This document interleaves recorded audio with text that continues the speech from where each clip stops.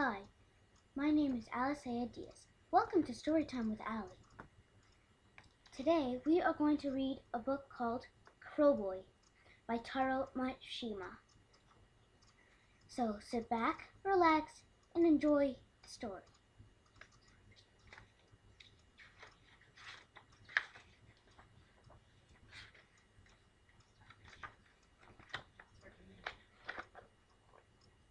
Crowboy.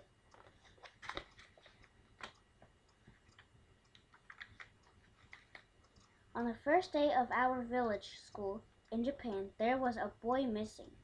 He was found hidden away in the dark space underneath the schoolhouse floor. None of us knew him. He was nicknamed Chibi because he was very small. Chibi means tiny boy.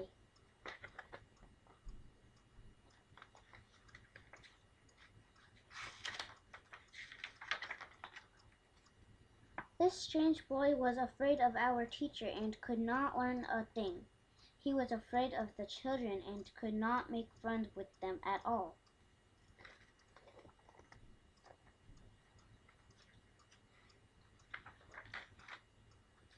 He was left alone in the study time. He was left alone in the playtime. He was at the end of the line. He always at the foot of the class, a forlorn little tagalong.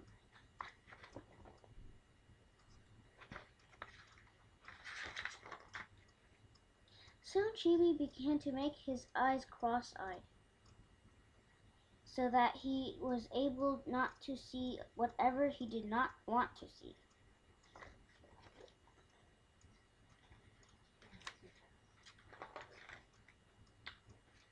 And Chibi found many ways, one after another, to kill time and amuse himself.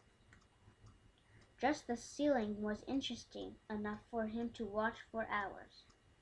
The wooden top of his desk was another thing interesting to watch. A patch of cloth on a boy's shoulder was something to study. Of course, the window showed him many things all around. Even when it was raining, the window had surprising things to show him.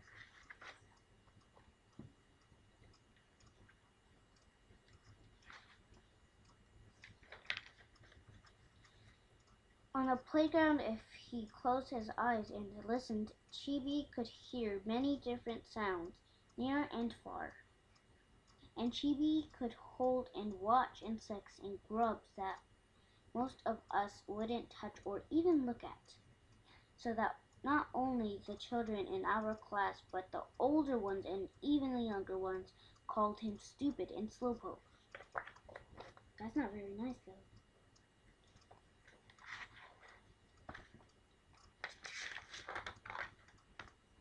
But slowpoke or not, day after day, Chibi came trudging to school. He always carried the same lunch, a rice ball wrapped in a radish leaf. Even when it rained or stormed, he still came trudging along wrapped in a raincoat made from dried zebra.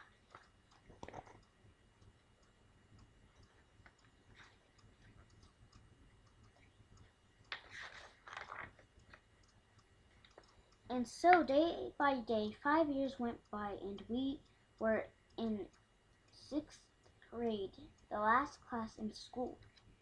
Our new teacher was Mr. Isop. He was a friendly man with a kind smile.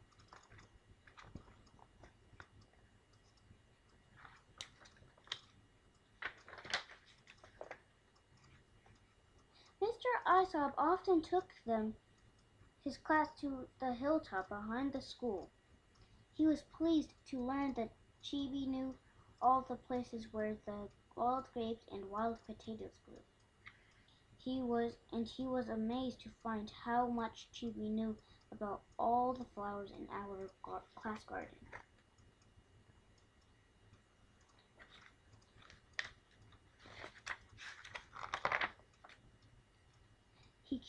He liked Chibi's black and white drawings and tacked them up on the wall to be admired. He liked Chibi's own handwriting, which no one but Chibi could read, and he tacked up that up on the wall, and he often spent time talking with Chibi when no one was around.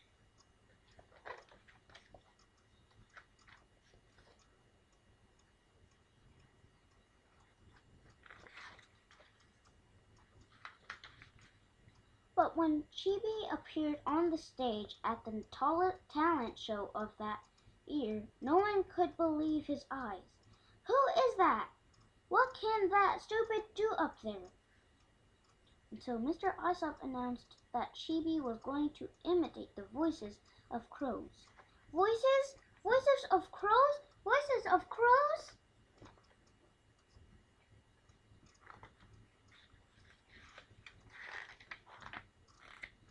Voices of crows? First he imitated the voice of newly hatched crows, and he made the mother crow's voice. Then he imitated the father crow's voice. He showed him how crows cry early in the morning. He showed how crows cry then when the village people have some unhappy accident. He showed how crows call when they are happy and gay. Everybody's mind was taken to the far mountainside from which Chibi probably came to the school.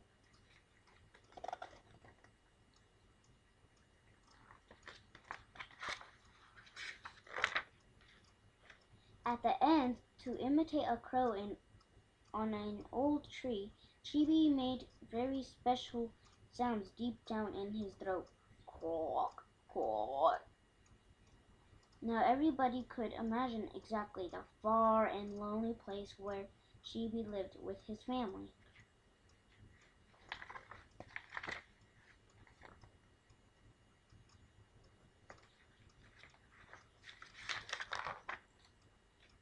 Then Mr. Aesop explained how Chibi had learned those calls, leaving his home for school at dawn and arriving home at sunset every day for 6 long years. Every one of us cried thinking how much we had been wrong to Chibi all those long years.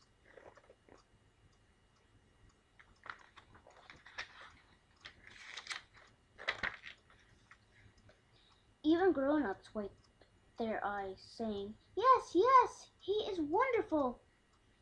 Soon after that came graduation day. Chibi was the only one in our class honored for perfect attendance through all the 6 years.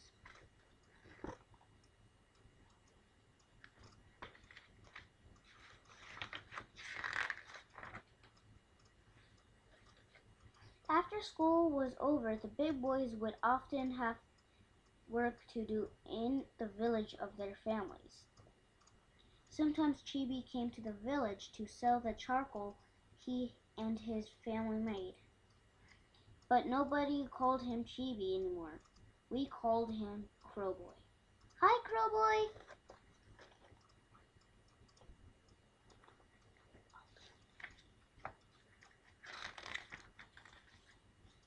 Crowboy would nod and smile as if he liked the name, and when his work was done he would buy a few things for his family. And then, when he would set off for his home on the far side of the mountain, stretching his glowing shoulders proudly like a grown-up man, and from around the turn of the mountain road would come a crow called the Happy One.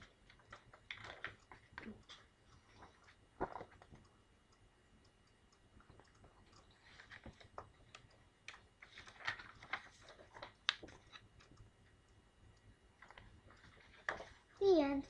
Thank you for stopping by and reading the book with me. Come back next time at storytimewithally.com. Bye.